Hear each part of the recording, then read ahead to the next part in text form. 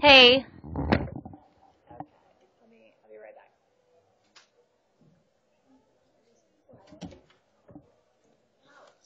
Can you guys open the door? She's locked. Okay, you guys can hear me okay?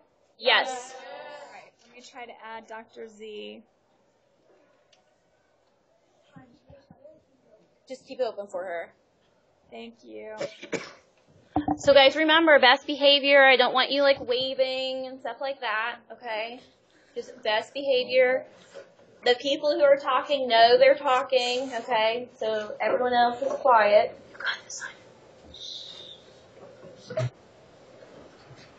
Hello.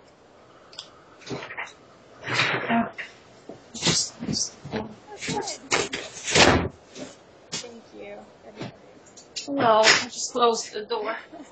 We're not interrupted. Привет, Dr. Zavialova. Привет.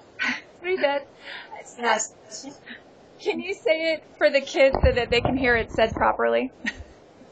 Привет means hello, but also there is another word, здравствуйте. So привет is the easy one, right? Yeah, it's a more informal, but at school it could be здравствуйте. Oh, wow. Russian is complicated. This is what I know. So this is Miss Jennifer Klein's 7th grade class. You guys can all wave. Hi. Miss Klein, you can hear us okay? No problems? Yep, everything's great. Okay, great. I'm recording from my laptop, but just a reminder, Miss Klein, to make Dr. Zavialova larger, you just click on her icon. We did. If you have any problems, just wave at me across the hallway. Okay, thanks, Dr. Z. Thank you, and I'm happy to be with you today. So today I'm going to tell the story of the Romanov family as it was presented in our exhibition at the Museum of Russian Art.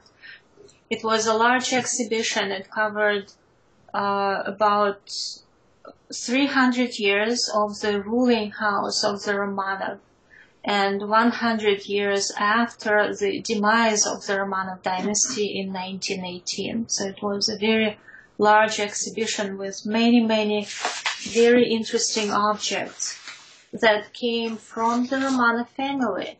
We published this catalog, so you can see it. It's a wonderful book.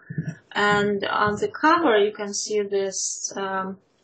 It's a coronation robe from the coronation of Nicholas II.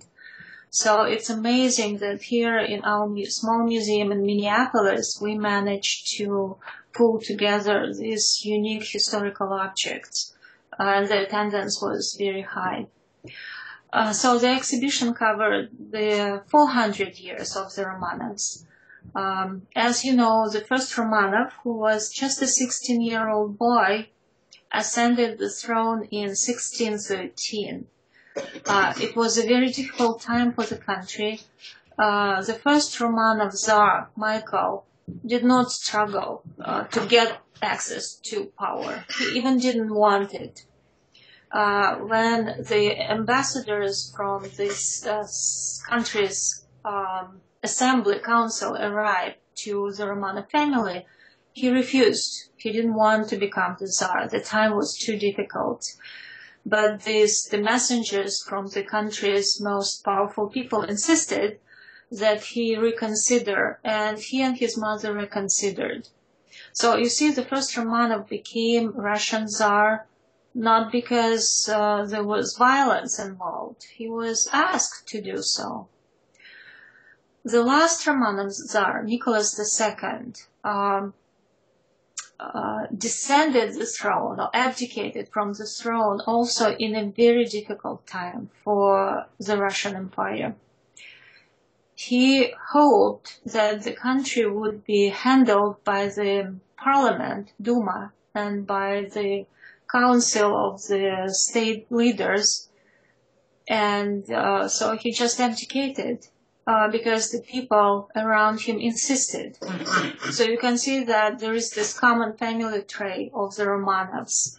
Many of them were kind of soft-hearted, which is probably not the right kind of people for Russia, but anyway, that's who they were. again, people around him insisted, and Nicholas II abdicated from the throne. Later, when he was arrested and was taken to imprisonment in the Urals, the Ural Mountains, way to the east from Moscow and from St. Petersburg, almost 2,000 miles. He was imprisoned in what we call now the Ipatiev house. So it was a small house where the whole family was held prisoner and where they were killed later in 1918. Nicholas II kept his diaries, and he said that if he knew the power would go to the communists, to the Bolsheviks, he would have never abdicated. But it was hard to predict. The events, everything happened very fast, really, in 1917. There were many political forces involved. The Bolsheviks and Lenin, at the head of the Bolshevik party, was a shrewd leader. He was a populist, so he really managed to produce the slogans that were appealing to a lot of people, and he gained a lot of popular support. His slogans or his goals of his government that he came up with in 1917 was bread to the hungry, peace to the nations, and land to the peasants. It was very appealing. He did not deliver the promise. There was no peace, there was no land to the peasants, because everything after the October Revolution was owned by the state. And that was a very specific thing about the Soviet system, and few people realized that actually socialism and communism is about economics. It's not about ideology or, repressing people or oppressing people or whatever. The main thing is the economy, the economic system. And the economic system that the Bolsheviks built is very different from the one we live now.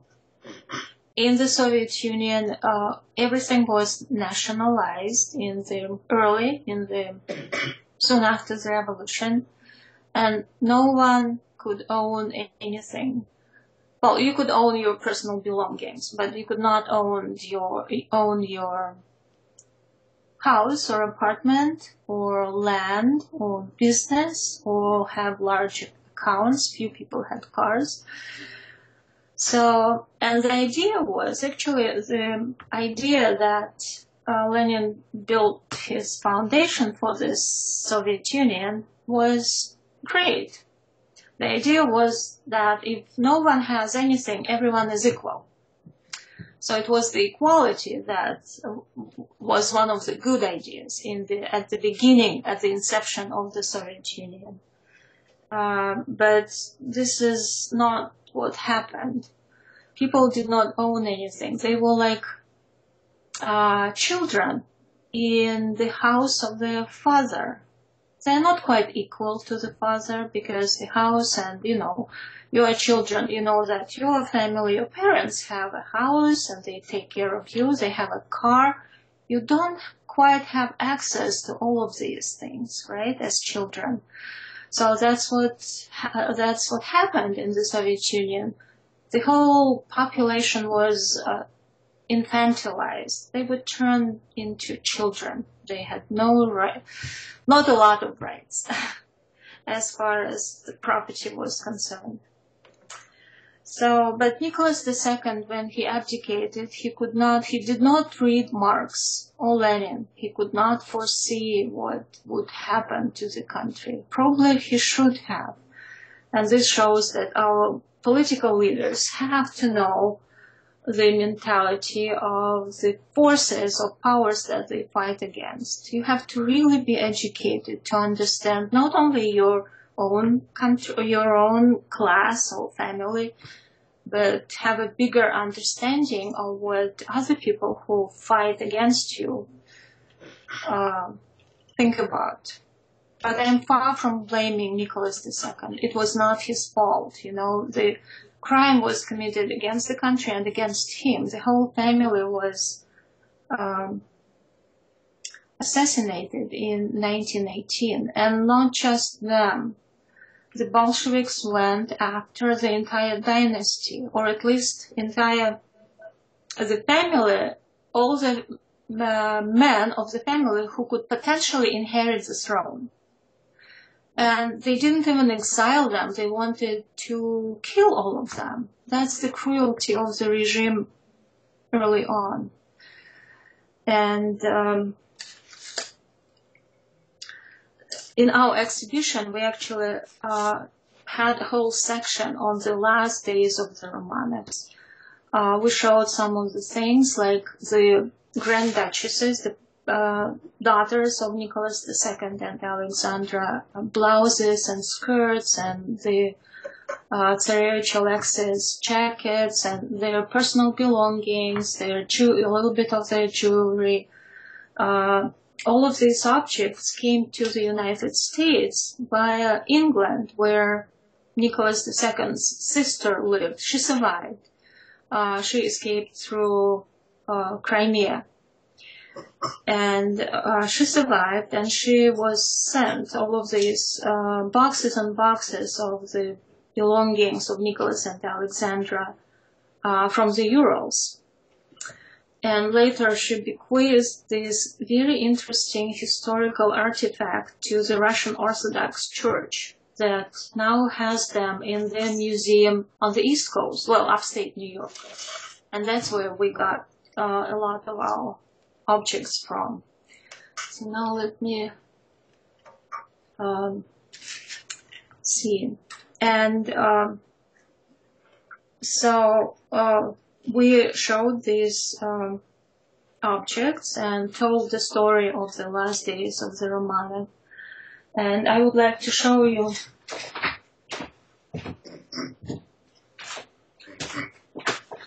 so this was part of our exhibition. You can see that this is the photograph of the Romanovs. That's the entire family. But also 4 photographs of their servants who chose to stay with them in their last house of imprisonment, and they shared their fate. The cook, the maid, their servant, and the doctor, they were all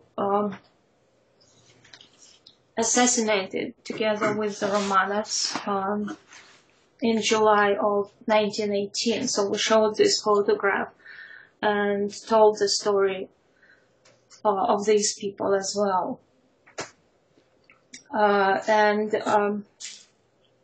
As you know, well, we actually told the story of the last days of the Romanovs in quite a lot of detail.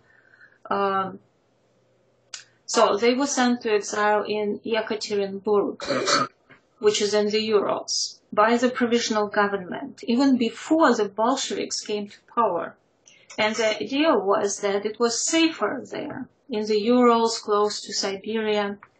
But when the Bolsheviks came to power in October 1917, this town became a deadly trap for the family.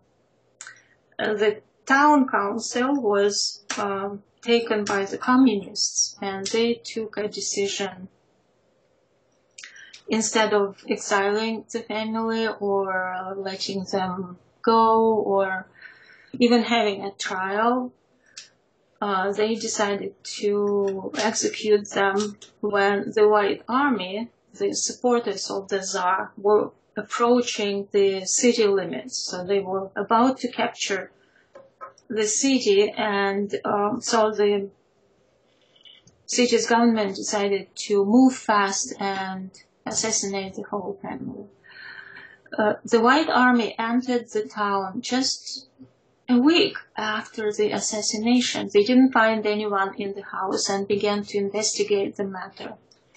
A very talented investigator was appointed to lead the investigation, And we showed some of the materials of this investigation and his handwritten conclusions that he recorded and wrote, or his process of his investigation, which was fascinating. Actually, there is a book was published, and all of that investigation procedures were translated into English for the murder of the last imperial family of Russia. In 1918, the investigator came to the conclusions that were proven right later in the 1990s and 2000s, when this investigation was restarted after the collapse of the Soviet Union. He was very thorough. His name was Sokolov, and he did a marvelous job discovering all the details of the crime.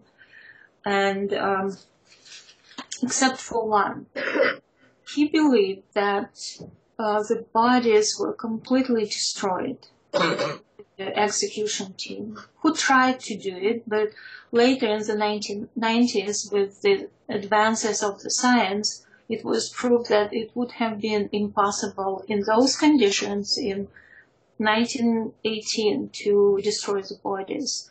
And the search for the remains of the Romanovs was resumed actually even earlier, in the late Soviet period, and then in the 1990s. And all the remains were found, except for two, and then in 2000 and I think 5 or 6, so quite recently, the two remaining bodies were found. And it became clear that no one escaped the executioners. So we actually told the story of the false pretenders to be Romanovs in our exhibition as well. There were almost 20 claimants to be the Romanov survivors. There were several Anastasias, there were Grand Duchess Maria and Tatiana, and the Tsarevich, or the heir to the throne, Alexis, also several of those. There was a very complex DNA testing was conducted on the remains, and there are two kinds of DNA testing. One of them tests the connection within the group of remains, and it became clear. So these remains were one family and 4 non-related members. And the other kind of DNA testing was conducted to see if these remains, the DNA material, has anything in common with the surviving Romanovs. And there are quite a lot of them. The Romanovs were a large family. Besides, they were related to many European royal, well, not many, but quite a few European royal families. The mother of Nicholas II was a Danish princess. She was the princess of Denmark. Nicholas II's wife, Alexandra, was the granddaughter of the British Queen Victoria. And she actually grew up in London, in England, and she spoke English, was her actually first language, probably, together with German, so she was bilingual. She learned Russian later. And so this second DNA testing proved that they were, well, 99.9% proved that these were the remains of the Romanovs. In the late 1980s, the remains that were found by that time were reburied in St. Petersburg in the Peter and Paul Cathedral. This is the burial place of the Russian Tsars and has been since Peter the Great. So all the Russian Tsars, the Romanovs who lived in St. Petersburg, were buried in the Petropol Cathedral, and that's where the remains of Nicholas II and his family and their servants were put to peace, to rest. The president of the Russian Federation at that time was Boris Yeltsin. Probably you don't remember him. I remember him well. He was, now he has a reputation of a drunk. So he drank. But the speech that he delivered at the reburial of Nicholas II, it's not published a lot. Few people know about it, but it was striking. He said, and it was about the only time when the post-Soviet leaders of Russia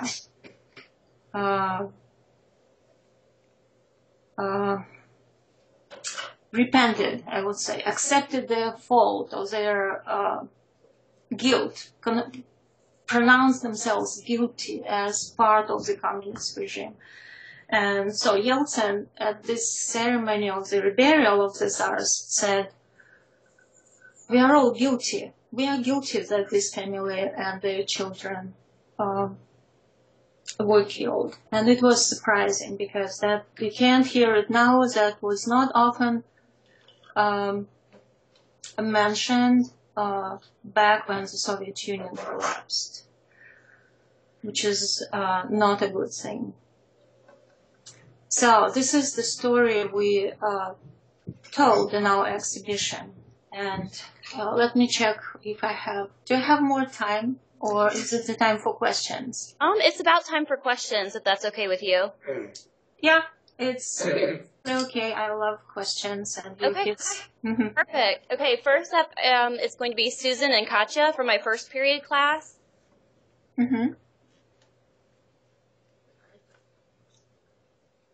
Здравствуйте, мое имя Катя, это Сузан. Здравствуйте.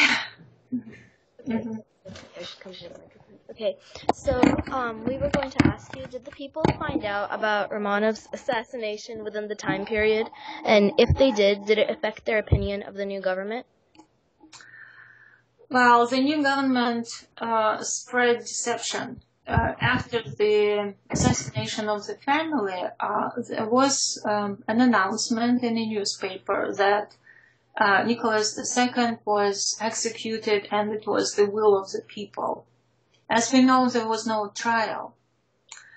Then the newspaper stated that the family of Nicholas II was moved elsewhere to a different location, while the government knew very well that the family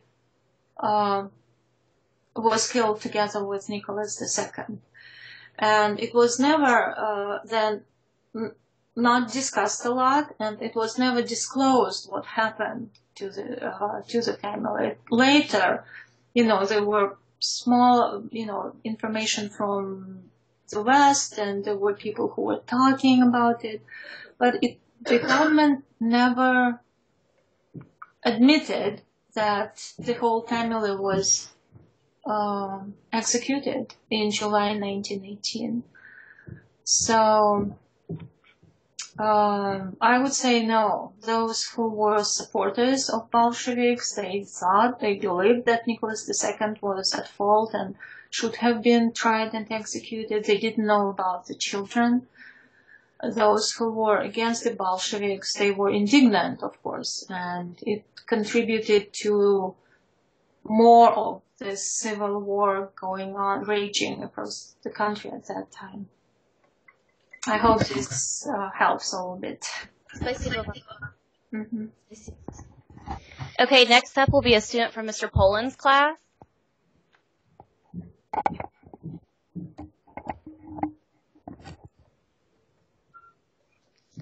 My question was, why were the Romanov women killed by the Bolsheviks when they weren't heirs to the throne? Well, in a way, they could be. Because we know that in the 18th century, for example, most of Russian tsars were women. It's even called the Age of Women. There was Empress Catherine I, then Empress Anna. Then for a short period, like less than a year, there was Anna Leopoldovna. Then there was Elizabeth, daughter of Peter the Great, and Catherine the Great, who ruled the country for over 30 years. So there were precedents, and potentially all the 4 grand duchesses or the princesses, especially in this situation, could become Russian tsarinas.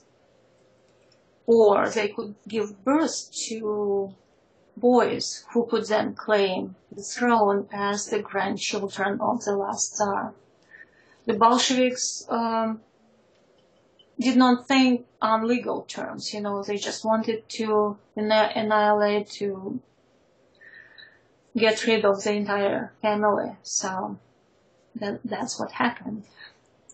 Okay, thank you. Thank you for your question. Okay, Miss Tierney's class is going to be next with a question.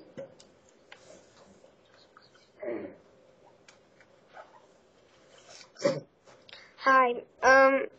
My question was, what was the government like between the time when Nicholas II abdicated in February and when Lenin took over in October?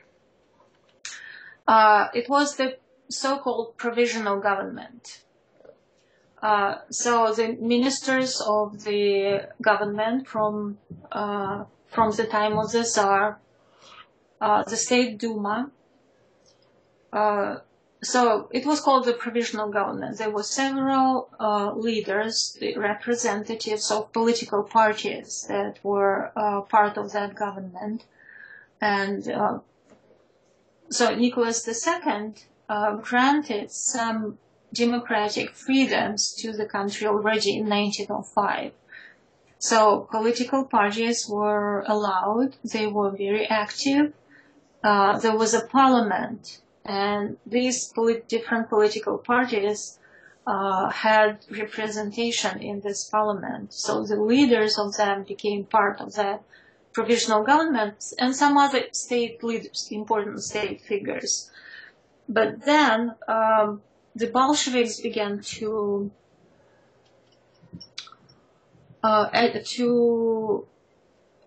try and win the minds and hearts of the population through really these populist slogans, like I mentioned, land to peasants and bread to the hungry. And in 1917, though, they took over. They didn't take the power legally. On October 1917, they came to the Winter Palace. It was the middle of the night. They entered the room where the provisional government had a meeting, and they arrested them.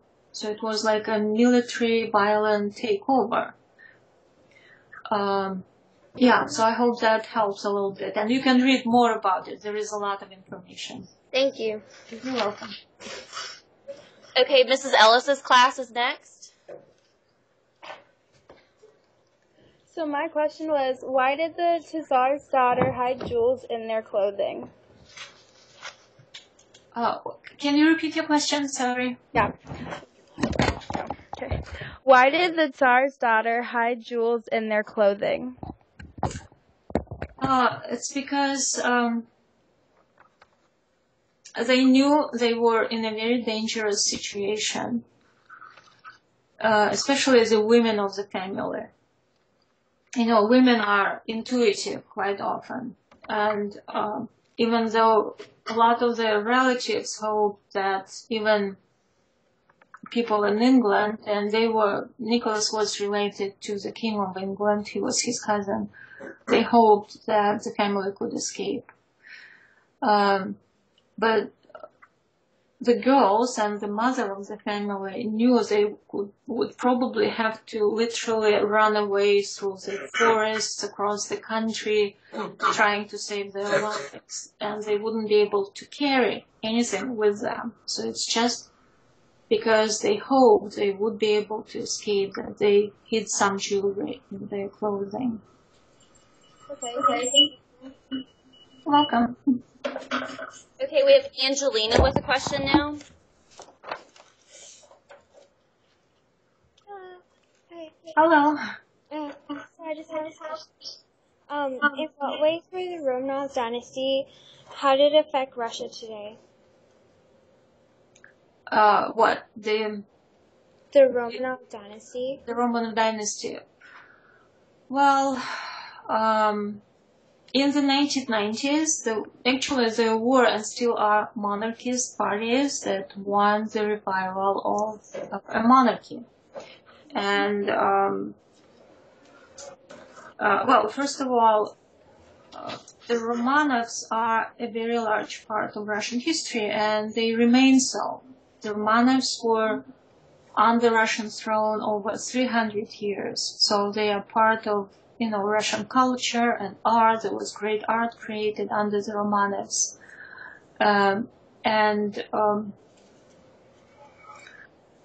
When they were still in power, they were criticized a lot, and they were not perfect. Russia was not in a great economic situation in the early 20th century. But looking at what happened afterwards, people began to realize that it was probably a better option for Russia just to live with a monarchy similar to England and probably morph into a constitutional monarchy. So slowly, slow steps, reforms instead of violently, throwing down the Tsar and taking over. So the Romanov dynasty is a constant presence in the minds of Russians, just thinking back, reflecting on the historical fates of Russia. And besides, there are people who want the Romanovs back. So it's very much in the present as well. Well, Dr. Zavialova, thank you so much for speaking with all of us. I hope that this unit and your visit really sparks an interest in Russia for our students, and I hope every single one of them get a chance to visit your country, because I think it is an amazing place, and St. Petersburg in particular is beautiful. So thank you for inspiring us. Thank you. Thank you. Spasibo. Come to Minneapolis. It's like our museum is a little fragment of Russia here. Awesome. Thank you so much.